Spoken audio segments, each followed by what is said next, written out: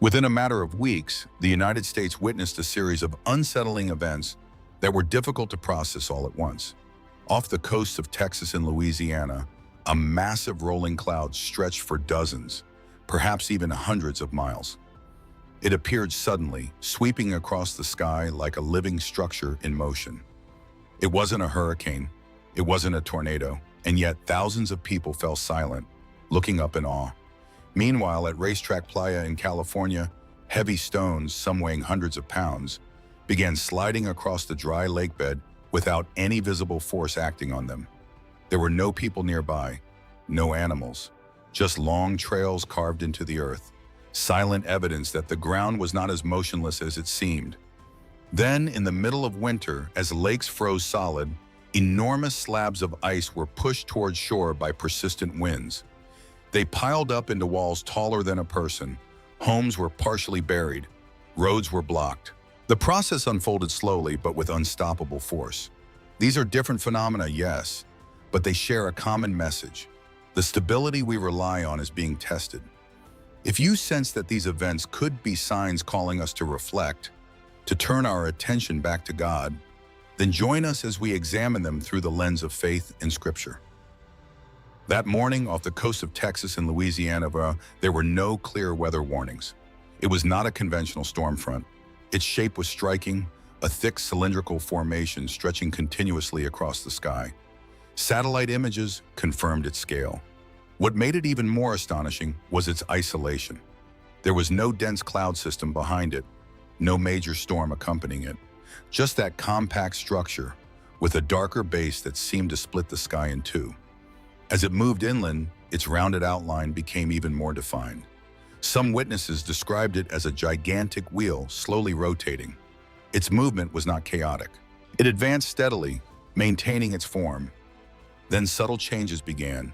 The air grew dense and heavy. Sunlight shifted to a grayish, almost yellow tone, casting an unusual atmosphere over the landscape. When the cloud passed overhead, the wind briefly intensified. There was no immediate torrential rain. No tornado formed at that moment. What unsettled people was not destruction, but abnormality. Within hours, videos flooded social media. From multiple angles, the structure looked identical, coherent and continuous. Meteorologists identified it as a roll cloud, a solitary atmospheric wave that forms when pressure waves interact with high humidity in a stable temperature inversion layer.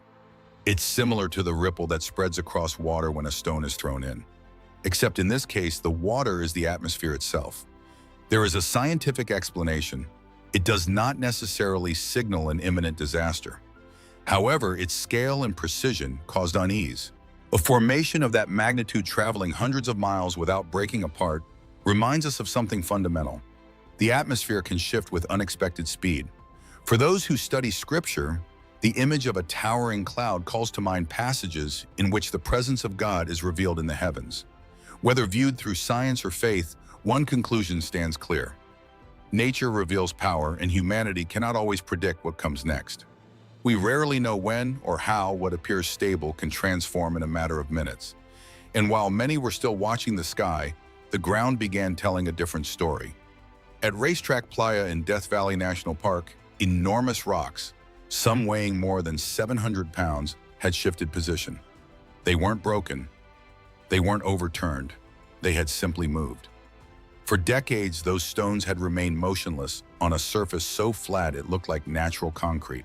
But now, behind them stretched long grooves etched into the cracked earth, tracks extending for dozens of yards. There were no human footprints, no animal traces, no tire marks, just stones and paths carved into dust. For more than a century, this phenomenon puzzled scientists. Then one winter night offered a crucial clue. Temperatures dropped unusually low. A thin layer of water covered the dry lake bed and froze, forming a sheet of ice so delicate it was nearly invisible. Time-lapse cameras recorded the scene for hours. No person entered the area. No animal crossed the playa. The wind was barely noticeable. And yet, at 5 separate points, hundreds of yards apart, 5 massive rocks began to move, slowly, silently, as if the earth itself were whispering that it still holds mysteries we are only beginning to understand. They did not move one after another. They shifted almost simultaneously. They did not wobble dramatically. They slid, deliberately, precisely, leaving clean tracks behind them, as if guided by an unseen force. One traveled in a straight line, another veered slightly, a third rotated gently, as though encountering resistance no one could see. What unsettled researchers was not simply the movement, but the timing. If wind alone was responsible, why did they begin moving almost at the same moment? If melting ice was the cause, why did cameras capture the motion while darkness still covered the landscape? The leading scientific explanation is this. During cold nights, thin ice sheets form around the rocks. When temperatures rise, the ice fractures into large floating panels. Even a light breeze can push those panels across the slick mud, dragging the stones with them. The mechanism has been reproduced under controlled conditions, but the lingering question is not whether they can move. It is why they appeared to move in coordination. When 5 rocks weighing hundreds of pounds slide nearly in unison across a silent landscape with minimal wind, we are not observing chaos. We are witnessing something that challenges our assumptions about stillness itself. The ground has always symbolized stability. It does not swirl like clouds. It does not surge like the sea. It is foundation. It is base. And yet, at Racetrack Playa, that foundation shifted. If the sky can stretch like a colossal wheel, and the earth can allow stones to move without visible hands, then the issue is no longer whether science provides an explanation. The deeper question becomes this: why does what we once considered solid begin to change before our eyes? When stones move, perhaps what truly shifts is not their position, but our sense of security. Frozen tsunami, winter's warning. After the events in the sky and the desert, winter delivered another unsettling development, this time in the northern United States. Temperatures dropped for consecutive days. Lakes and vast bodies of water froze to unusual thickness. The cold persisted. Strong, steady winds swept across the frozen surfaces. What happened next would once again force people to reconsider how quickly stability can give way to motion. Then the sounds began: deep cracking, dull impacts, a long, low groan rising from the lake itself. When residents looked outside, they saw massive slabs of ice moving toward the shoreline. They weren't breaking into small fragments. They advanced as solid blocks. The wind pushed relentlessly. Pressure built. Sheets of ice several inches thick, stretching hundreds of yards, began sliding inland, slowly, but with unmistakable force. When the ice reached inshore, it did not stop. The mass behind it kept pressing forward. The slabs compressed, fractured, and stacked on top of one another. Within a short time, walls of ice taller than a person rose along the coastline. Homes were partially buried. Fences were crushed, decks were damaged, roads became impassable. The phenomenon was labeled an ice tsunami. It was not supernatural. It has a clear physical explanation: a vast frozen surface, strong, sustained winds, and accumulated pressure. When those elements converge, ice can be driven inland. What unsettled people was not the theory, it was the scale. Thicker ice than usual, stronger winds than predicted. Conditions that separately appear manageable, but together create overwhelming force. Watching ice, something meant to rest quietly atop the water, advance onto solid ground was a sobering reminder. Nature can shift from stable to relentless in a matter of hours. And when that shift happens, human response time is limited. When we step back and consider these events, the rolling sky, the sliding stones, the rising walls of ice, the central issue is not fear. It is response. Scripture recounts a well-known episode in Gospel of Mark, chapter 4. Jesus was in a boat with his disciples when a violent storm erupted without warning. Waves crashed against the vessel. Water filled the boat. The disciples believed they were going to die. Meanwhile, Jesus was asleep. In desperation, they woke him. "Teacher, don't you care that we are perishing?" He rose, rebuked the wind, and said to the sea, "Peace, be still." And there was a great calm. That account is not merely about authority over nature. It reveals something deeper. The outer storm exposes the inner storm. The disciples had walked with Jesus. They had witnessed miracles. They had heard his teaching. And yet, when their environment became unstable, fear overtook them.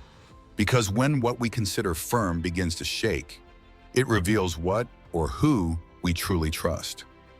After calming the storm, Jesus asked them a direct question. Why are you so afraid? Do you still have no faith? Perhaps we are not so different. When the world appears unsettled, when headlines multiply, when nature behaves in unexpected ways, our response often swings between panic and indifference. But Scripture calls us to neither extreme. It calls us to trust. I once heard a simple story about a man who lived near a lake where ice had begun pushing inland. When warnings were issued, he did not run outside first. He went inside his home. He gathered his wife and 2 children. Holding hands, they prayed. Only afterward did they begin preparing. Later, when someone asked why he responded that way, he said, I cannot control the wind. I cannot control the ice, but I can place my family in the hands of the one who controls all things. That is not weakness. That is courage. The book of Psalms declares, God is our refuge and strength, a very present help in trouble. Therefore we will not fear, though the earth be removed. Scripture does not deny that the ground may shake. It does not deny that storms will come, but it affirms that there is an unshakable foundation. Perhaps these events are not meant to frighten us, but to awaken us from schedules so full that we forget to pray, to awaken us from false security in material things, in technology, in what is temporary. Jesus taught that whoever hears his words and puts them into practice is like a wise man who built his house on solid rock. To understand that more clearly, imagine this scene. In the middle of an arid land stood a city surrounded by thick, towering stone walls. For generations, no one believed those walls could be breached. Its storehouses were full. Its gates were made of solid bronze. Guards stood watch without rest. The city felt invincible. On the eastern wall served a watchman named Eliab, an elderly man with gray hair and a bent back. For 40 years he had kept watch while the city slept. While others talked to pass the night, he listened to the wind. One moonless night, beneath a sky dark as ink, he sensed something different.